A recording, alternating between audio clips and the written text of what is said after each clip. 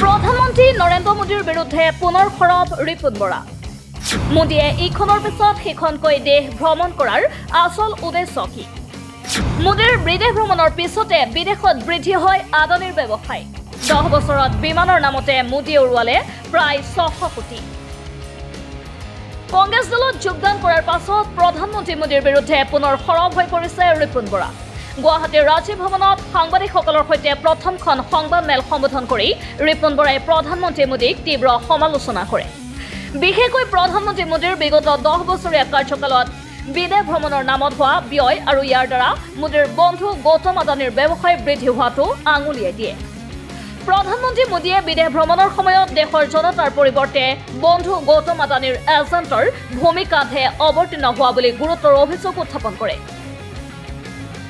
বিগত 2015 চনৰ পৰা এতিয়ালৈকে প্ৰধানমন্ত্ৰী হিচাপে মোদীয়ে কৰা বিদেশ ভ্ৰমণ আৰু তাৰ সমান্তৰালভাৱে গৌতম আদানীৰ বাণিজ্যিক চুক্তি সম্পূৰ্ণ কৰাৰ তথ্য সদৰি কৰি ৰিপুণ বৰাই কয় যে প্ৰধানমন্ত্ৰীয়ে যিখন দেশলৈ যায় তাৰ পিছতে সেইখন দেশত আদানীৰ ব্যৱসায় আৰম্ভ হয় ভাৰতৰ আটাইকেইজন প্ৰধানমন্ত্ৰীৰ ভিতৰত বৰ্তমানৰ প্ৰধানমন্ত্ৰী নৰেন্দ্ৰ মোদীয়ে আটাইতকৈ বেছি বিদেশ ভ্ৰমণ কৰিছে বুলি উল্লেখ কৰি বৰাই কয় যে অকল বিমানৰ নামতে মোদীয়ে খৰচ কৰিলে 588.52 কোটি টকা নৰেন্দ্ৰ মোদী ডাঙৰীয়াই প্ৰধানমন্ত্ৰী হিচাপে এটা অভিলেখ কৰিছে ভাৰতবৰ্ষৰ সকলোবিলাক প্ৰধানমন্ত্ৰীৰ ভিতৰত আটাইতকৈ বেছি বিদেশ ভ্ৰমণ কৰা প্ৰধানমন্ত্ৰী হৈছে নৰেন্দ্ৰ মোদী ডাঙৰীয়া আৰু তেখেতে 2014 চনৰ পৰা আজিৰ তাৰিখলৈকে সিদিনাখন তেওঁ আমেৰিকা ভ্ৰমণ কৰি আহিলে আপোনালোকে জানে এই ছেপ্টেম্বৰ মাহলৈকে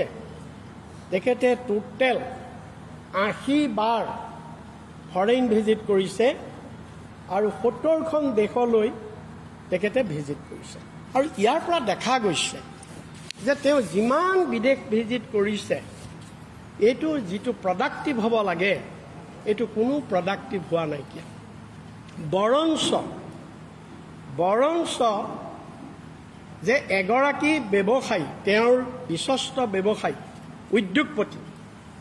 গৌতম আদানী তেওঁৰ এই গোটেই ভিজিটটোৰ পৰা গৌতম আদানীহে আটাইতকৈ বেছি উপকৃত হৈছে ভাৰতবৰ্ষ উপকৃত হোৱা নাই আৰু আমাৰ কংগ্ৰেছ নেতা ৰাহুল গান্ধীয়ে এসময়ত কৈছিল যিটো কৈছিল সেইটো আজি আকৌ প্ৰমাণ হৈছে তেওঁ কৈছিল হাম দো হামাৰে দো গতিকে মোদী ডাঙৰীয়াৰ যি দুজন হাম দো মোদী ডাঙৰীয়া আৰু অমিত শ্বাহ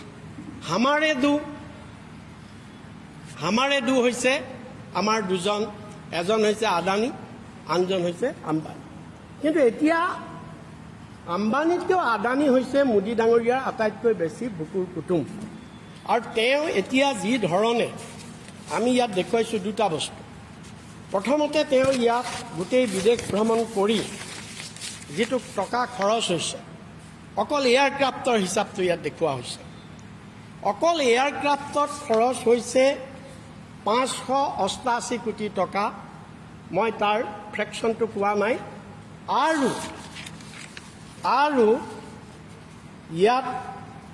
2023 চনৰ পৰা 2024 চনলৈকে যিমানবিলাক ফৰেইন ভিজিট কৰিছে তাৰ হিচাপটো ইয়াত দেখুওৱা নাই বাকী 23ৰ আগলৈকে যিটো হিচাপ দেখুৱাইছে সেইটোত 588 কোটি টকা আৰু বাকীখিনি হিচাপ PM অফিচৰ পৰা দেখুওৱা নাইকিয়া সেইকাৰণে আমি দিব নোৱাৰিলোঁ এইটো হৈছে অকল এয়াৰক্ৰাফ্টৰ খৰচ এতিয়া আপোনালোকে জানে প্ৰাইম মিনিষ্টাৰৰ লগত প্ৰায় 150 মানুহ যায় মিনিমাম তেওঁৰ সিকিউৰিটি তেওঁৰ বিভিন্ন অফিচাৰ আমোলা আৰু মিডিয়া গ্ৰুপ এনেকুৱাকৈ মিলাই প্ৰায় 150 মান মানুহ যায় অকল বিদেশত গ'লে প্ৰাইম মিনিষ্টাৰৰ থকা আৰু খোৱাটোহে ফ্ৰী সেই দেশে দিয়ে ষ্টেট গেষ্ট হাউচ বাকী সকলো খৰচ আমাৰ চৰকাৰে বহন কৰিব লাগে গতিকে এই 150 প্ৰতি বাৰতে এই 150তকৈও অধিক বিষয়া কৰ্মচাৰীৰ যি দিয়ে খোৱা বোৱা হোটেল এইবিলাক যদি আমি ধৰোঁ তেতিয়াহ'লে ই মোটামুটি 10 টাইমছ হ'ব, ৰাফলি 10 টাইমছ হ'ব। অৰ্থাৎ এতিয়া যিটো 588 কোটি টকা ইয়াৰ 10 টাইমছ হৈ গ'লে মোটামুটি 5,880 crores সেই আমি যদি ৰাফলি ধৰোঁ 5,000 crores টকা প্ৰধানমন্ত্ৰী নৰেন্দ্ৰ মোদীয়ে এই 14 চনৰ পৰা আজিৰ তাৰিখলৈকে বিদেশ ভ্ৰমণত ইমান টকা খৰচ হৈছে মোটামুটি উল্লেখ্য যে দেশৰ প্ৰধানমন্ত্ৰী হিচাপে মোদীয়ে কাৰ্যভাৰ গ্ৰহণ কৰাৰ পিছৰে পৰা দ্ৰুপদৰূপে উন্নতি ঘটিছে মোদীৰ বন্ধু গৌতম আদানীৰ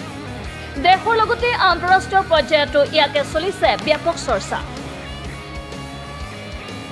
নিউজ ডেস্ক ৰিপৰ্ট এন ভিলাই